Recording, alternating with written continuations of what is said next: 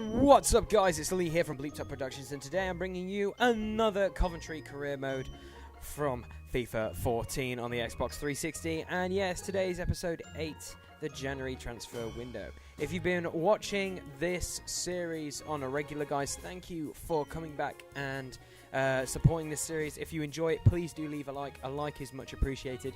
If you've just stumbled onto this series right now, we're on episode 8, so why don't you click that thumbnail on the screen right now to go to the playlist and start it from number 1. So, with that all done and said, let's get straight into this episode. And our first game is against Manchester United. Yes, Manchester United. So I decided to motivate the boys because we need to get a decent-ish win. This is game 22 in the Barclays Premier League, and yes, we're against Man U. We've gone through some pretty interesting spells against good teams recently, and having a couple of injuries and having a couple of players who are tired, really hurts their team.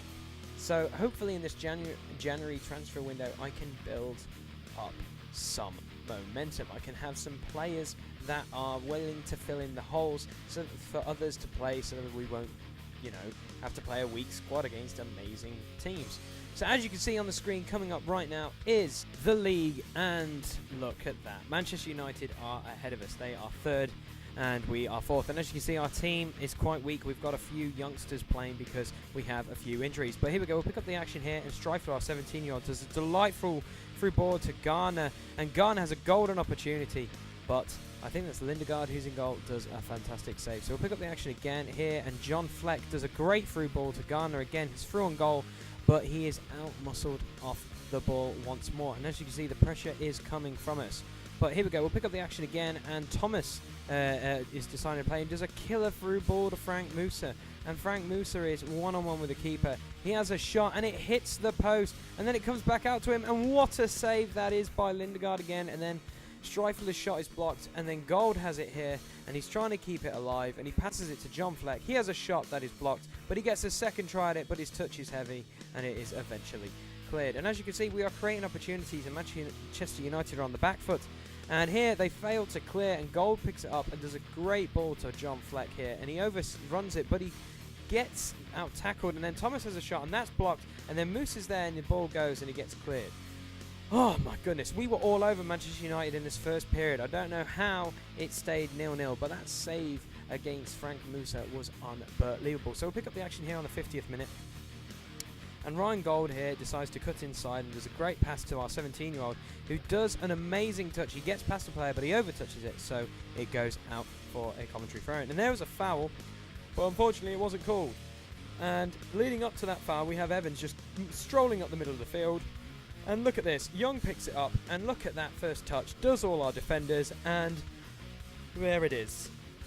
We're 1-0 down on the 58th minute when there should have been a foul called, but, that's how FIFA goes. And we go down 1-0 against Manchester United just after the break. But as you can see, when you've got guys with pace and our slow defenders, you're probably going to score.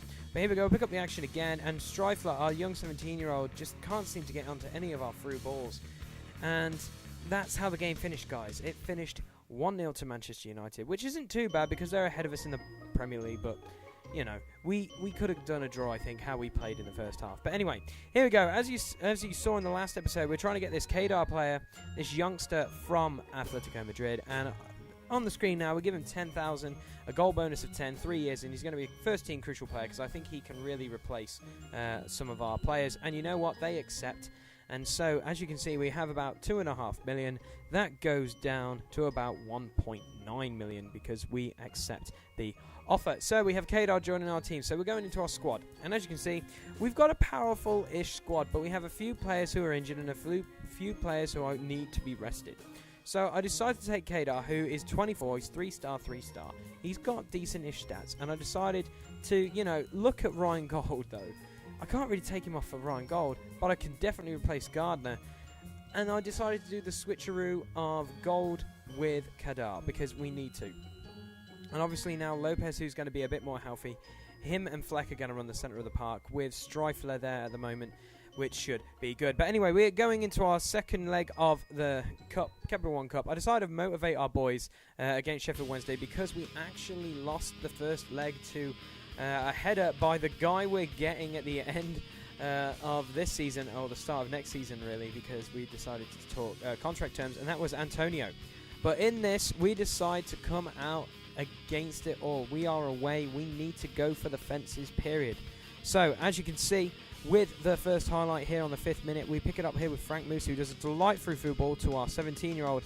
And look at that. That shot is blocked. He is actually becoming quite a very good striker for us. But anyway, here we go again. We'll pick up the action again, and Streifler does a fantastic ball here to Musa, but unfortunately it's too close to the keeper. And here we go again. Somehow we get some cheese, and Gold just is very persistent to get the ball back, and he gets it to Musa, who cuts in, and Musa's going to have a shot, but it is straight at the keeper. And as you can see, we're going to keep with the action, guys, because something absolutely amazing happens here.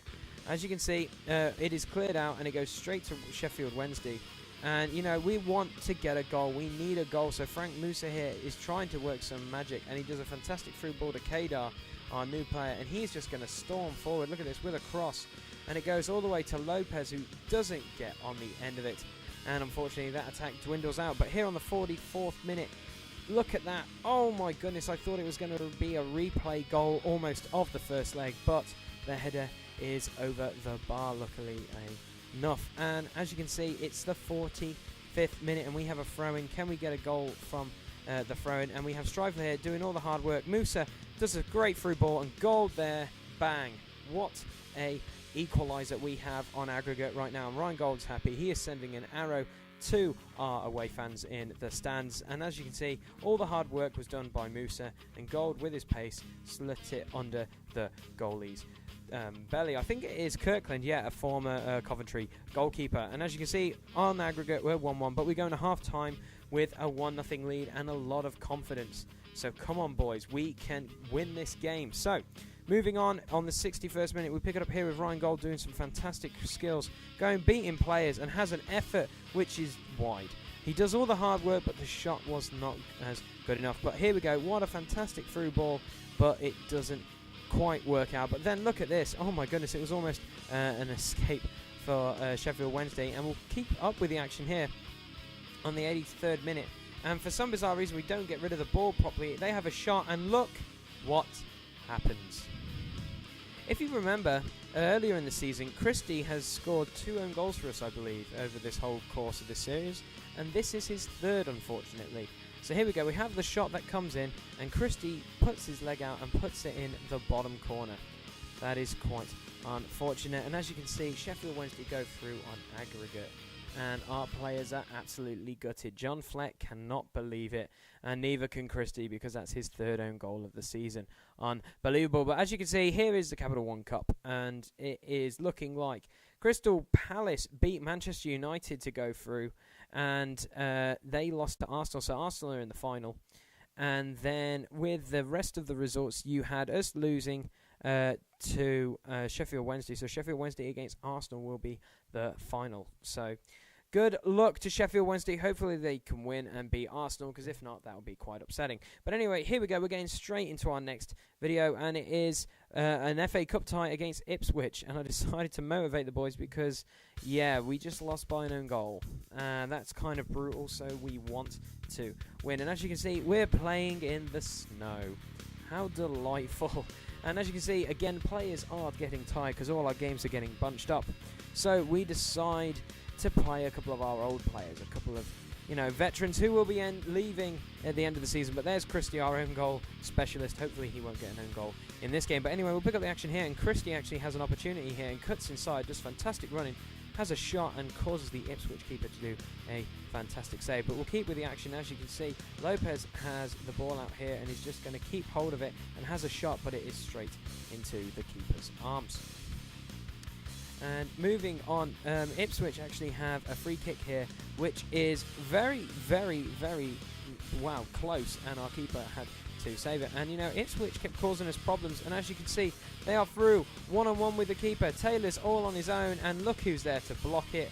3 of our defenders. I don't know why he didn't shoot it, but, man, they just started to really get through us, Ipswich, with these over-the-lob balls. But our keeper and our defence held strong after recovering from, well, just getting sliced and diced by through balls. And here we go. We have a header here by Musa, but it's straight into the keeper's arms. And we have another attempt here with Adams, who pulls off a great save by the keeper. And then John Fleck's effort is closed down. And it is going to go into half-time 0-0. And we were all over him. It was actually, all over him was a bit harsh. It was back and forth. And to be quite frank, we needed to make some changes because, again, players are getting tired and we needed to go for the win. And as you can see, the minutes is the 86th minute. And here we go. We've got Gold here who has a shot and goes straight into the keeper's arms. And here we go. On the 90th minute, we've got Barton who does a fantastic run. It hits straight at the keeper, but Ipswich cannot clear. So Christie with trying to make up for his error does a fantastic ball to Musa. And Musa passes it to Clark. And then Clark, the veteran, buries it on the 90th minute and goes on one knee and fist bumps the air. And that is what I call a crucial goal for us to build some confidence, because we've been struggling in the last couple of games. And Leon Clark, even though he's retiring at the end of the season, still can put it in the net. And as you can see, Christie's happy with that because he hasn't scored an own goal.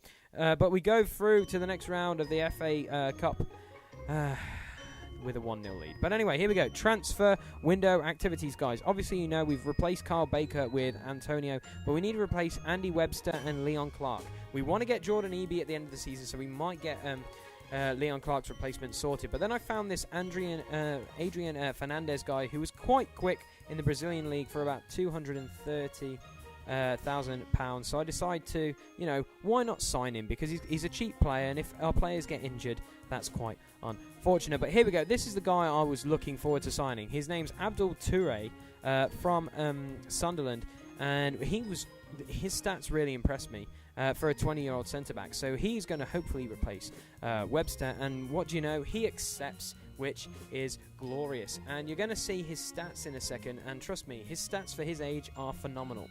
So as you can see, here we go. We're just going to get to him. So there's Fernandez. He's got average-looking stats, but you know what? He's a backup player if any of our strikers get injured. But anyway, moving up, there is Toure. Look at that. 4-star weak foot, 2-star skill moves, and he's an Ivory Coast player, centre-back. He's 20 years old. But let's take a look at these stats. Look, high 70s to high 60s.